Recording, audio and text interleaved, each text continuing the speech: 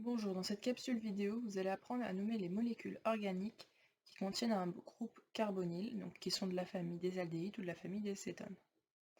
Je vous rappelle qu'un groupe carbonyl, il y a deux possibilités. S'il se trouve tout en extrémité de molécules, il s'agit d'une aldéhyde.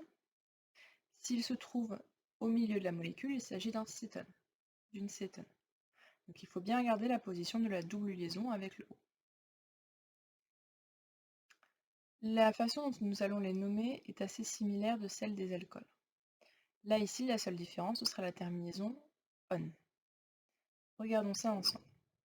La chaîne principale carbonée, ici entourée en bleu, contient 4 atomes de carbone. Ce sera donc du butane. Ici, nous avons un groupement C double liaison O qui ne se trouve pas à l'extrémité de la molécule, donc c'est bien une cétone. Il y a donc la terminaison on. C'est la différence que vous avez avec les alcools, c'est qu'on n'a plus un ol, vous avez un on. Et ensuite, on numérote la molécule pour avoir le plus petit numéro au niveau du groupe cétone. Si on numérote de droite à gauche, il est sur le numéro 2, alors que de gauche à droite, il est sur le numéro 3. On veut toujours le plus petit numéro pour le groupe, donc ici on numérote de droite à gauche. Le groupe est donc sur le numéro 2, et donc si on écrit le nom de la molécule, ça nous donnera du butane de zone. Voyons voir maintenant avec un aldéhyde. Ici, vous voyez dans cette molécule-là, la double liaison avec l'eau est bien en extrémité de la molécule. La différence avec les cétones, c'est que ici, la terminaison ne sera pas on, mais al. La chaîne carbonée contient 4 atomes de carbone,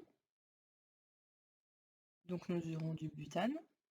Nous avons le groupe caractéristique aldéhyde, donc la terminaison ce sera al. Nous numérotons le 1 ici pour avoir le plus petit chiffre au niveau du groupe. Donc il sera sur le numéro 1. Ce numéro 1, je vous le rappelle, on pourra l'enlever si on veut. En ST2S, vous pouvez le mettre ou vous pouvez l'enlever, ce n'est pas trop grave. Et nous avons, par rapport à tout à l'heure, une petite différence, nous avons une ramification. Le principe sera le même que pour les alcanes. On a une ramification avec un atome de carbone, donc une ramification méthyle. Et cette ramification est sur le carbone numéro 3, donc ce sera 3-méthyle. Et donc si on écrit le nom de la molécule, c'est du 3-méthylbutane 1-al, ou bien 3-méthylbutanal. Le 1, vous pouvez l'enlever.